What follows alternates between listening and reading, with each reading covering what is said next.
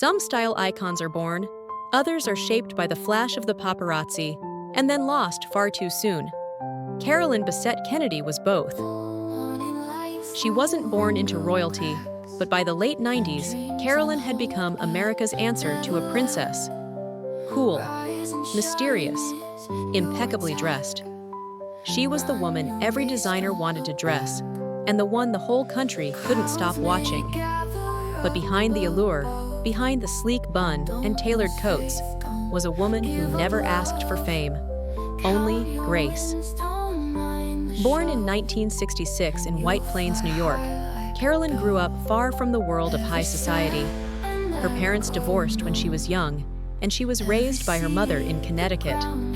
Even then, people noticed something about her: quiet confidence, a cool elegance.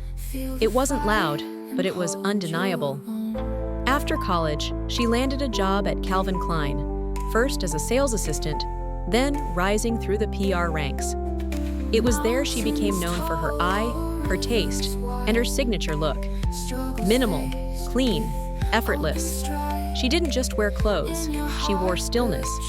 And then, she captivated Kennedy. He couldn't get enough of her. John first met Carolyn at a fashion event, a world he knew, but one she made shimmer. There was something about her presence, the way she carried herself, her refusal to perform. She wasn't just beautiful, she was magnetic. He pursued her relentlessly, drawn to her independence, her style, and her ability to remain unfazed by the Kennedy spotlight. Carolyn, who guarded her privacy, took her time. But eventually, she said yes, to the man, and to the legacy he carried. Their 1996 wedding, on a secluded island in Georgia, was a modern American fairy tale. No press, no spectacle, just two people trying to preserve something real in a world obsessed with spectacle. But the cameras followed anyway. Almost overnight, Carolyn became the most photographed woman in America. She couldn't walk her dog or hail a cab without a mob of lenses tracking her every move. She became a fashion icon simply by being herself, but the price was steep. Every frown was a scandal, every silence a headline. Friends say she felt overwhelmed, isolated, and behind closed doors, the pressure took its toll. There were arguments, tension, attempts at therapy. John was still grieving his mother's death.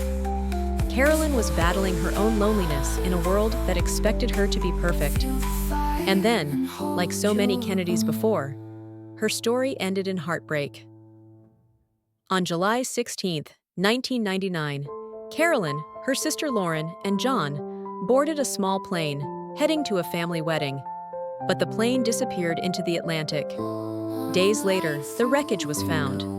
There were no survivors. Carolyn was just 33.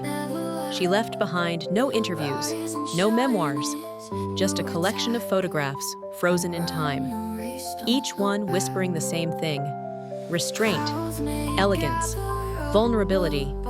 Carolyn Bessette-Kennedy didn't speak much in public, but her silence, her style, and her story still speak volumes. A reluctant celebrity, a timeless muse, and a woman who tried to live quietly in a world that made that impossible. If her story moved you, like and subscribe for more voices. History tried to silence, but style never forgot.